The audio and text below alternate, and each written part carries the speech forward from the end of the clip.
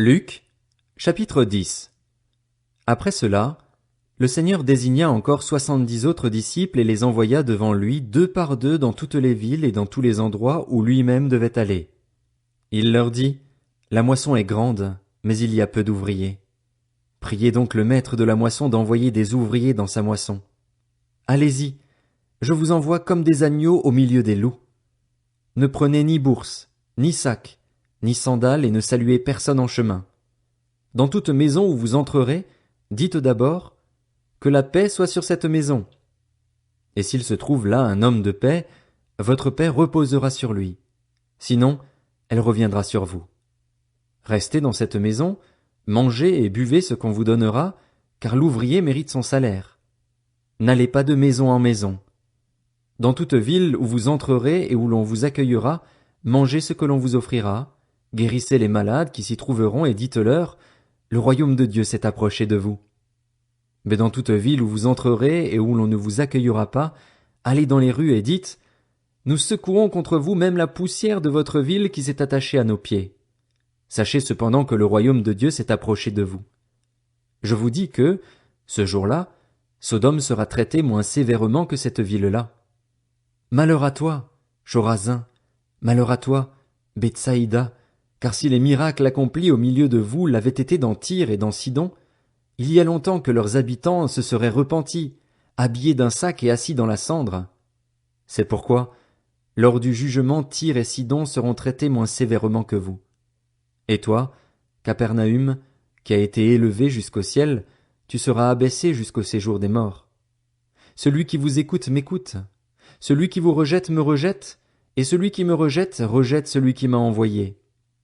Les 70 revinrent tout joyeux et dirent, Seigneur, même les démons nous sont soumis en ton nom. Jésus leur dit, Je regardais Satan tomber du ciel comme un éclair. Voici, je vous ai donné le pouvoir de marcher sur les serpents et les scorpions et sur toute la puissance de l'ennemi, et rien ne pourra vous nuire. Cependant, ne vous réjouissez pas de ce que les esprits vous sont soumis, mais réjouissez-vous de ce que vos noms sont inscrits dans le ciel. À ce moment même, Jésus fut rempli de joie par le Saint-Esprit et il dit, Je te suis reconnaissant, Père, Seigneur du ciel et de la terre, de ce que tu as caché ces choses aux sages et aux intelligents et les as révélées aux enfants. Oui, Père, je te suis reconnaissant car c'est ce que tu as voulu. Mon Père m'a tout donné et personne ne sait qui est le Fils, si ce n'est le Père, ni qui est le Père, si ce n'est le Fils et celui à qui le Fils veut le révéler. Puis il se tourna vers les disciples et leur dit en privé, Heureux les yeux qui voient ce que vous voyez. En effet, je vous le dis, beaucoup de prophètes et de rois ont désiré voir ce que vous voyez et ne l'ont pas vu, entendre ce que vous entendez et ne l'ont pas entendu. Un professeur de la loi se leva et dit à Jésus pour le mettre à l'épreuve, Maître, que dois-je faire pour hériter de la vie éternelle? Jésus lui dit, Qu'est-il écrit dans la loi? Qui lis-tu?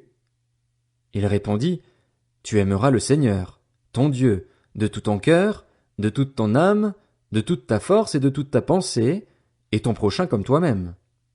Tu as bien répondu, lui dit Jésus. Fais cela et tu vivras. Mais lui, voulant se justifier, dit à Jésus, Et qui est mon prochain? Jésus reprit la parole et dit, Un homme descendait de Jérusalem à Jéricho. Il tomba entre les mains de brigands qui le dépouillèrent, le rouèrent de coups et s'en allèrent en le laissant à moitié mort. Un prêtre qui, par hasard, descendait par le même chemin vit cet homme et passa à distance. De même aussi un lévite arriva à cet endroit. Il le vit et passa à distance. Mais un samaritain qui voyageait arriva près de lui et fut rempli de compassion lorsqu'il le vit. Il s'approcha et banda ses plaies en y versant de l'huile et du vin. Puis il le mit sur sa propre monture, le conduisit dans une auberge et prit soin de lui. Le lendemain, à son départ, il sortit 2 pièces d'argent, les donna à l'aubergiste et dit, Prends soin de lui, et ce que tu dépenseras en plus, je te le rendrai à mon retour. Lequel de ces 3 te semble avoir été le prochain de celui qui était tombé au milieu des brigands? C'est celui qui a agi avec bonté envers lui, répondit le professeur de la loi. Jésus lui dit donc, Va agir de la même manière, toi aussi. Comme Jésus était en chemin avec ses disciples, il entra dans un village, et une femme du nom de Marthe l'accueillit dans sa maison. Elle avait une sœur appelée Marie, qui s'assit aux pieds de Jésus et écoutait ce qu'il disait. Marthe était affairée aux nombreuses tâches du service. Elle survint et dit, « Seigneur, cela ne te fait-il rien que ma sœur me laisse seule pour servir? Dis-lui donc de venir m'aider. » Jésus lui répondit, « Marthe, Marthe, tu t'inquiètes et tu t'agites pour beaucoup de choses, mais une seule est nécessaire. Marie a choisi la bonne part, elle ne lui sera pas enlevée. »